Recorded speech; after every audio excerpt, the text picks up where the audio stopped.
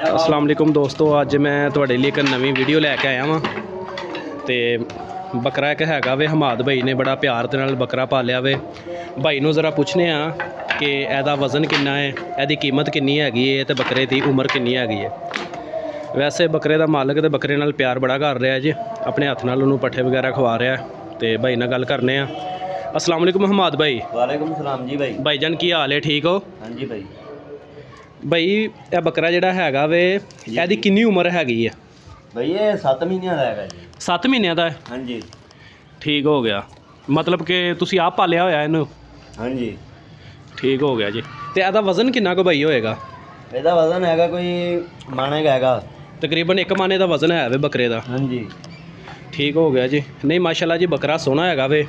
ईद ਲਈ माशाल्लाह बकरा सारा बड़ा सोहना है। तो शेर वर्गा इन्हू बकरे नू पाल के रखा है, बड़ी आप देखभाल करने। क्या बात है जी, मतलब शेर तरह भाई कह रहे ने ਅਸੀਂ ਇਹਨੂੰ बकरे ਨੂੰ ਪਾਲਿਆ जी। बकरे ਨੂੰ हर चीज़ ਖਵਾਉਂਦੇ ਨੇ।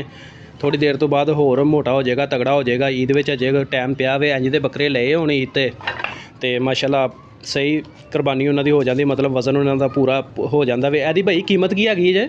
भाई ये हैगा कोई 30-35 हज़ार का। 30-35 हज़ार रुपये ਦਾ? हाँ जी। यानी कि ਤੁਸੀਂ 30 ਹਜ਼ਾਰ ਰੁਪਏ ਦਾ ਲਿਆ ਸੀ ਜਦੋਂ ਲਿਆ ਸੀ? हाँ जी भाई। ਇਹਨਾਂ ਨੇ ਭਾਈ ਜਦੋਂ ਲਿਆ ਵੇ ਨਾ, ਉਦੋਂ ਬੱਕਰੇ ਨੂੰ ਲਿਆ ਜੇ 30 ਹਜ਼ਾਰ ਰੁਪਏ ਦਾ।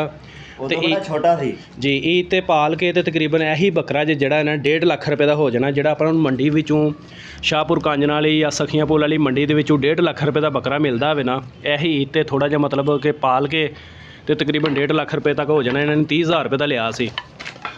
ਤੇ ਭਾਈ ਜਾਨ ਇਹ ਬੱਕਰਾ ਕਿਹੜਾ ਕਿ ਦੋਂਦਾ ਹੈਗਾ ਜਾਂ ਕੀ ਹਿਸਾਬ ਹੈ, ਖੀਰਾ ਹੈ? भैया जे धुंदा नहीं होया, जे तो पूरा जी। दंद ने दंद तो अजे एक नहीं टुटिया। ਦੰਦ ਇੱਕ ਵੀ ਨਹੀਂ ਟੁੱਟਿਆ? ਜ਼ਰਾ ਚੈੱਕ ਕਰਾਓ ਹਾਂ, ਸਾਡੇ ਵੇਖਣ ਵਾਲਿਆਂ ਨੂੰ ਜ਼ਰਾ ਪਤਾ ਲੱਗੇ ਦੋਂਦਾ ਵੇ ਖੀਰਾ ਹੈ, ਕੀ ਹਿਸਾਬ ਇਹਦਾ?